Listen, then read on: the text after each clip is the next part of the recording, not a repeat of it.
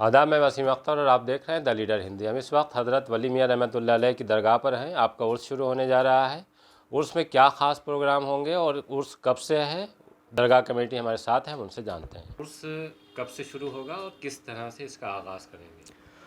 یہ ہمارے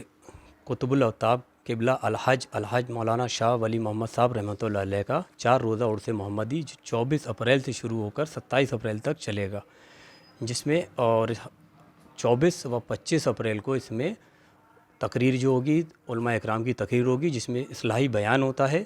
اور 25 اپریل کی صبح میں وصالی کل شریف کی رسم ادا کی جائے گی، جو صبح 25 اپریل کو 4 بجے کل شریف ہوگا۔ 26 اپریل کو مصرع طرح کے اوپر لوگ اپنے شاعر لوگ، جس میں الحمدللہ مشہور شعراء حضرات تشریف لا رہے ہیں، اپنے اپنے کلام پیش کریں گے، اور آخری دن 27 اپریل کو شام کو 4:50 پر اختتامی کل شریف کی رسم ادا کی جائے گی۔ اور ان سب سے قبل جو اس درگاہ سے رسم رہی ہے، ہر سال عرس محمدی سے پہلے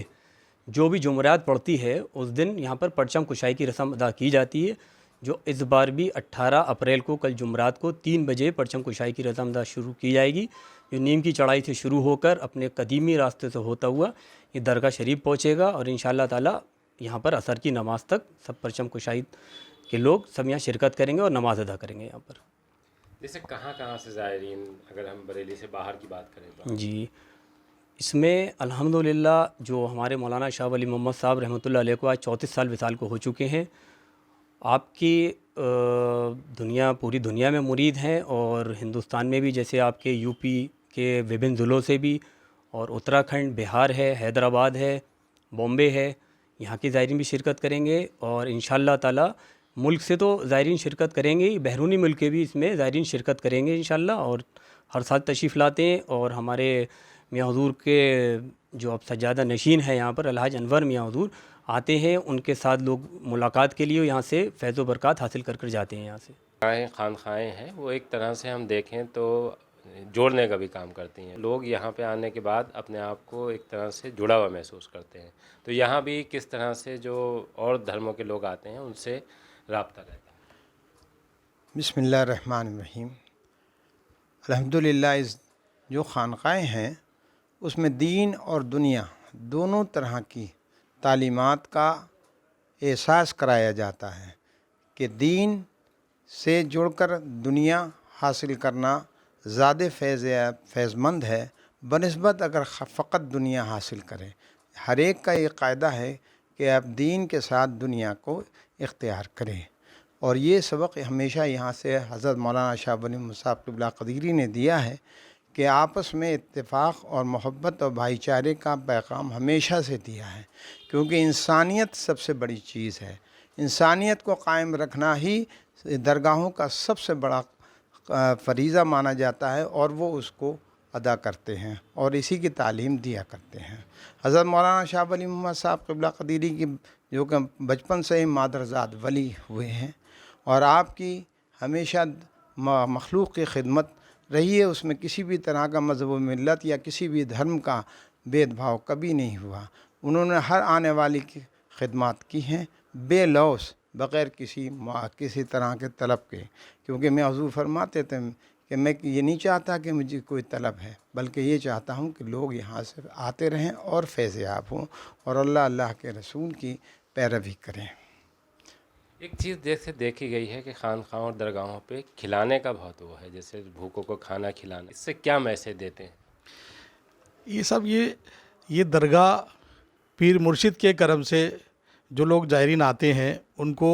تبرکات دیے جاتے ہیں۔ یہ جمعرات کے دن یہاں پر حلقہ ہوتا ہے، حلقے میں جتنے بھی لوگ آتے ہیں ان کو تبرک کے بطور تحری وغیرہ کھلائی جاتی ہے، اور بہت ساری جو لوگ بھی مٹھائی وغیرہ لے کے آتے ہیں وہ اس مقصد سے آتے ہیں کہ بزرگوں کی شان میں یہاں پر آئے ہیں اور یہاں حاضری دے رہے ہیں اور ان کو فیض عام مل رہا ہے۔ تمام لوگ جمعرات کو یہاں حلقہ ہوتا ہے، تمام مریدین اور بہت سارے اور لوگ بھی یہاں پر آتے ہیں، شرکت کرتے ہیں اور تبرکات دیتے ہیں۔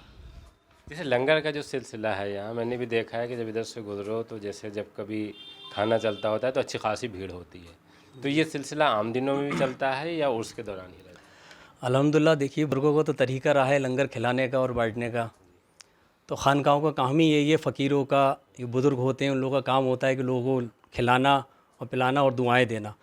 تو الحمدللہ اللہ کا شکر ہے اس سلسلے میں جو ہمارے شاہ جی بابا کا بھی لنگر مشہور ہے اس زمانے سے، تو یہی طریقہ وہی سلسلہ ہوتا ہوا آیا ہے۔ تو ہمارے ولی میاں حضور بھی اپنے حیات ظاہری سے الحمدللہ روز لنگر شریف کا احترام کیا جاتا تھا یہاں پر، جیسا کہ آپ نے دیکھا بھی رمضان میں بھی یہاں پر لوگ نکلتے تھے راہگیروں کے لیے لنگر شریف کا، اور روزہ افطار کا لوگوں کا اہتمام کیا جاتا تھا۔ روز عام روزہ افطار تو ہوتا ہے، لیکن جو راستے میں راہگیر لوگ ہوتے ہیں وہ لوگ بھی بیٹھ جایا کرتے تھے۔ ہمارے سجادہ نشین انور میاں صاحب بھی روز عام پبلک کے ساتھ بیٹھ کے روزہ افطار کرتے تھے۔ جیسے یہاں پر اب محرم شریف کا پروگرام ہوتا ہے تو وہ بھی عام لنگر ہوتا ہے، نکلتے بیٹھتے سب کے لیے ہوتا ہے، کوئی ایسا نہیں ہوتا ہے خاص ہو یا کچھ ایسا ہو۔